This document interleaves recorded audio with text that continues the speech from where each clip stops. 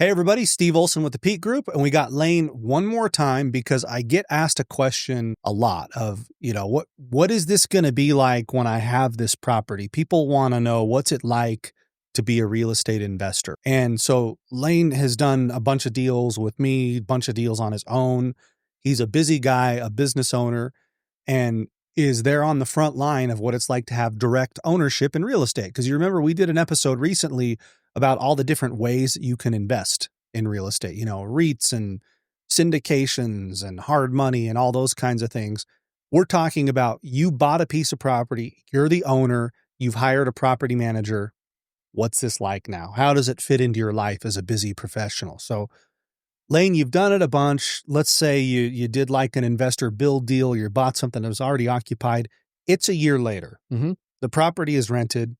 What's life like carrying that investment? Sure. So I would say top line is probably an hour or 2 hours a week of my time. And every single one of these properties has a property manager. They are in PUD plan unit developments. So they are townhome or condo style developments where the exterior is managed. So what are you doing for an hour a week then if there's a manager? I love to go over the reports of how the finances look because I get a report every month. And then it's a little bit heavier in the springtime because there's renewals of LLCs. Yeah. In Florida, where we have a property, you have to submit a renewal of your LLC by May 1st, or they slap you with a $500 fine and suspend your. Are these your vacation deals in Florida? One of them is a nightly rental, and then the other one is a hybrid that my wife and I and kids stay at, and then we let people. So it's fair to say, compare that to a duplex somewhere that you don't, it is a long-term tenant. I would imagine it's much more intensive for what you're talking about on your Florida stuff than like a duplex It is. Yeah. Okay. So for the duplex, I look at the monthly report and reconciliation that I get every month from my property management group. And then I like to see the direct deposit hit on full occupancy. Those are my favorite months. But then it's not, because a lot of these developments, not just the ones in Florida, but the other ones are in these plan unit developments, I'm not having to check in and say, how's the landscaping going? How are they mowing the lawn? Are they pulling the weeds? Right. Yeah. So there's personnel for that inside the HOA. So not super time intensive. I would say maybe an hour a week and just catching up on on everything and looking at things. But then, so for example, I've got a property in Harriman I've had tenants in it for 5 years. And they're moving out next month, and they've been wonderful tenants. I'm wish them well when they move on to their next property.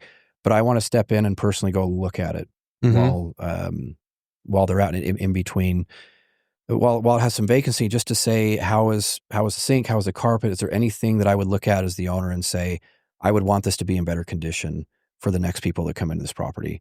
And even though the property management teams that I have and worked with have done a wonderful job making sure that it turns over really nice, I still just want to go in once at least every couple of years and go check it out.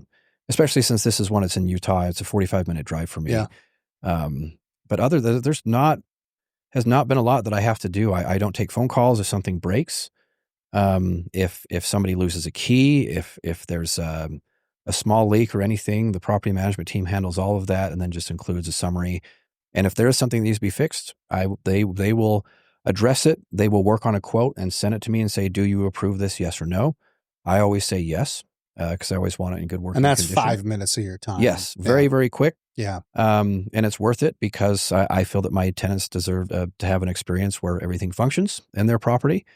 And the situations like this are actually pretty rare. It doesn't happen that often. Yeah. So I address those very quickly and do it in a way that creates a better experience. So. Okay. And I would say Lane is probably more involved than the typical armchair investor. I have investors who are kind of the opposite, that have never been to their property. Yeah. There's a lot. Yeah. I was involved in the operational side of that. I would say a lot of these developments that are built to rent communities, I bet over 70%. Yeah. A lot of the investors' communities have never visited their property or seen them in person. So that's kind of the spectrum. Somebody who never goes, barely ever even acknowledges the property, hands their CPA a stack of documents at the end of the year. Yeah. And that's that. And then Lane is the other end. He wants to get in there and see kind of what's happening, how the property is living and breathing occasionally. And that works for him. Yeah. And So there's not a one size fits all here. And there's not. And even if I wanted to pull back from that, and I could, it's just wanting to have a little bit of personal involvement. I bet the time, my involvement in these properties is just an hour to a month. And I mean, that is because it's heavier in the spring on the tax side, and then sometimes the spring or in the summer and fall. So hour to a week on the Airbnb vacation rental stuff, hour to a month on long-term tenanted stuff. Yeah. Yeah. Okay. That checks. Yeah. Well, all right, everybody. Thank you so much for taking the time. We're gonna give Lane a break now. He's been good to sit with me today and talk about a few topics. Fun. Cool. Yeah. Thanks, man. Thanks, Steve. And we'll catch you next time on the next episode.